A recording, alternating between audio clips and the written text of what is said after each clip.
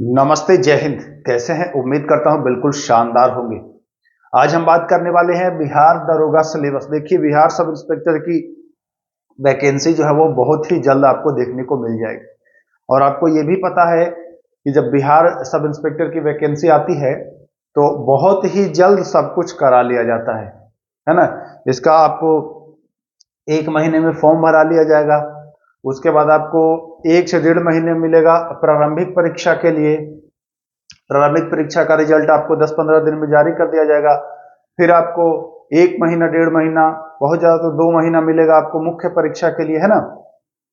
तो समय कहने का मतलब है कि 6 महीने के भीतर लगभग सब कुछ इसमें आपको करा लिया जाता है। तो आपको पहले से ही दोस्तों सब कुछ कंप्लीट करके रखना चाहिए। ऐसे में सबसे बड़ी बात आती है कि सिलेबस जो है वो कवर होना आवश्यक है। तो अभी हाल ही में आपने देखा है कि इसका जो सिलेबस है वो चेंज हो गया है। अब बहुत सारे बच्चे जो हैं वह पुराने सिलेबस के ही हिसाब से काम कर रहे हैं, तो कहीं ना कहीं उनको दिक्कत होगी थोड़ी बहुत, है कि नहीं। तो नए सिलेबस को समझिए।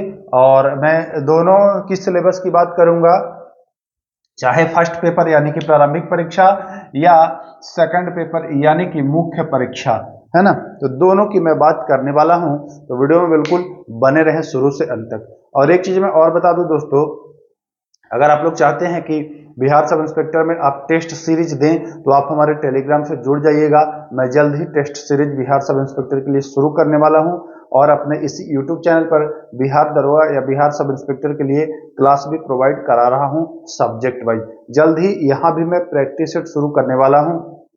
यूट्यूब पर भी वेरी वेरी इंपॉर्टेंट क्वेश्चन का जो प्रैक्टिस सेट है वो जल्द ही शुरू करने वाला हूं। तो आप लोग कमेंट करिए कि कितनी जल्द शुरू कर दिया जाए, कमेंट करिए, उसी हिसाब से मैं शुरू करूंगा। फिलहाल बात करते हैं इसके सिलेबस के बारे में कि क्या है नया सिलेबस। देखिए, बहुत सारे लोगों को लगे कि नया नहीं, ये पुराना वाला ही है। तो आप देखेंगे कि पुराना वाला जो सिलेबस था ना, उसमें प्रारंभिक परीक्षा में इंग्लिश नहीं पूछा जाता था, है कि नहीं। लेकिन जो ये नया एग्जाम हुआ है इसमें आपको 2 से 3 सवाल इंग्लिश और 2 सवाल लगभग हिंदी के भी प्रारंभिक परीक्षा में ऐड कर दिया गया है, जो कि पहले नहीं पूछा जाता था। इस बार जो हुआ है 1275 वाला, उसमें इस चीज को ऐड किया गया है। तो बाकी और क्या क्या है इसको जरा अच्छे से समझिएगा। और एक चीज और है, यहां सिलेबस को समझ लेने से आपको यह फायदा होगा कि किस विषय पर कितना समय आपको देना चाहिए। तो हम बात करते हैं सबसे पहले कि हिस्ट्री यानी इतिहास के बारे में। इसको मैं मिटाता हूं, बाद में बताऊंगा मैं दूसरे का, है ना। हिस्ट्री हिस्ट्री की मैं बात करता हूं तो हिस्ट्री से देखिए 10 से 12 प्रश्न पूछे जाते हैं दोस्तों। कितने सवाल? 10 से 12 सवाल। और ये 10 से 12 सवाल जिसमें होते हैं प्राचीन भारत के सब प्रश्न होते हैं, प्लस आधुनिक मध्य भारत, पहले मध्य आएगा ना प्राचीन के बाद, फिर मध्य भारत के सवाल होते हैं, मध्य भारत का इतिहास, और फिर आधुनिक भारत का इतिहास। ये 3 होता है ये 10 से 12 में, जिसमें आपका आधुनिक भारत से लगभग 5 से 6 रहेगा, मध्य भारत से लगभग 3 रहेगा, और वही 4 लगभग प्राचीन से रहेगा। तो लगभग ये 10 से 12 जो है वह हो जाता है आपका इतिहास से। इसमें सबसे ज्यादा आपको फोकस कर देना है किस पर? आधुनिक भारत पर। ये मैं प्रारंभिक परीक्षा की बात कर रहा हूं, मैं मुख्य परीक्षा की बात इसके बात करूंगा। अब दूसरे नंबर पर आ जाते हैं हम लोग पॉलिटी। पॉलिटी की यानी संविधान, है ना, या राज्य व्यवस्था। तो पॉलिटी से आपको 10 से 12 प्रश्न आपको हर साल मिलता है देखने को। पॉलिटी से आपको 10 से 12 प्रश्न मिलेगा ही मिलेगा। तो एक अच्छा सब्जेक्ट है और इस पर आप अपनी पकड़ बना सकते हैं कम पढ़ करके भी, है ना। आप हमारे साथ जुड़े रहिएगा। मैं पॉलिटी विशेष रूप से मैं पॉलिटी ही पढ़ाता हूं, तो पॉलिटी के लिए आपको कहीं जाने की आवश्यकता नहीं है। और ये गारंटी है कि अगर हमारे यहाँ आप पॉलिटी कवर कर लिए तो एक भी प्रश्न आपका छूटने वाला नहीं है, इसकी 100% गारंटी। ओके, चलिए अब हम बात करते हैं कि ज्योग्राफी। ज्योग्राफी यानी कि भूगोल। भूगोल का भी अच्छा खासा योगदान रहता है और यहां से भी आपको 12-15 प्रश्न जो है वह पूछा जाता है। इसमें भारत का भूगोल हो जाता है दोस्तों, और प्लस विश्व का भी भूगोल से प्रश्न रहता है। दोनों रहता है, भारत और विश्व से ज्यादा रहता है भारत से। जैसे कि यहां लगभग 8 रहेगा भारत से, 8-9, और 3 या 4 जो है वह रहेगा किससे, विश्व से। तो यही रहता है इसका रेशियो। अब चलते हैं साइंस, जो कि एक अहम ही सब्जेक्ट है, मतलब बहुत ही महत्वपूर्ण कह लीजिए इसको, क्योंकि साइंस जो है ना, यहां से 20, 25, 26, 27 ऐसे प्रश्न पूछे जाते हैं।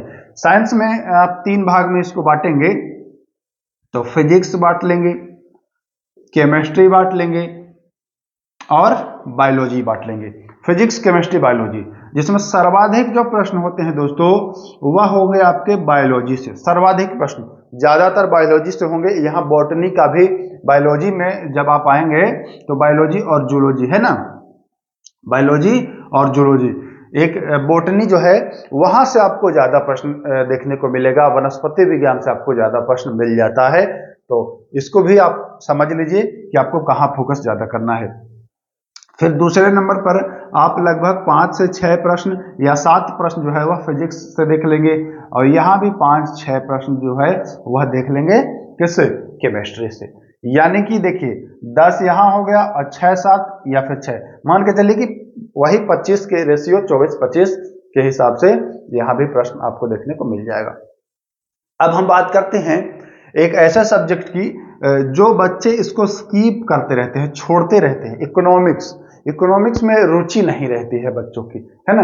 तो इकोनॉमिक्स जो है यहाँ भी 5 से 7 प्रश्न आपको देखने को मिलेगा। इकोनॉमिक्स यानी अर्थशास्त्र।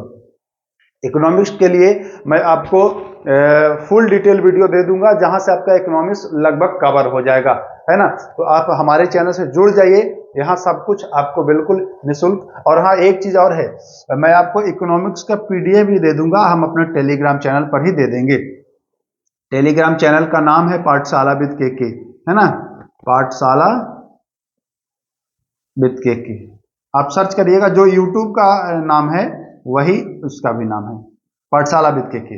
या फिर इसी के डिस्क्रिप्शन में दे रहे हैं टेलीग्राम का लिंक, वहां से जुड़ जाइएगा और मैं इसका आपको पीडीएफ दे दूंगा। अभी तुरंत मत मांगने लगिएगा, जब मैं क्लास कराऊंगा तब मैं दूंगा, क्योंकि इसका पीडीएफ मैं तैयार कर रहा हूं।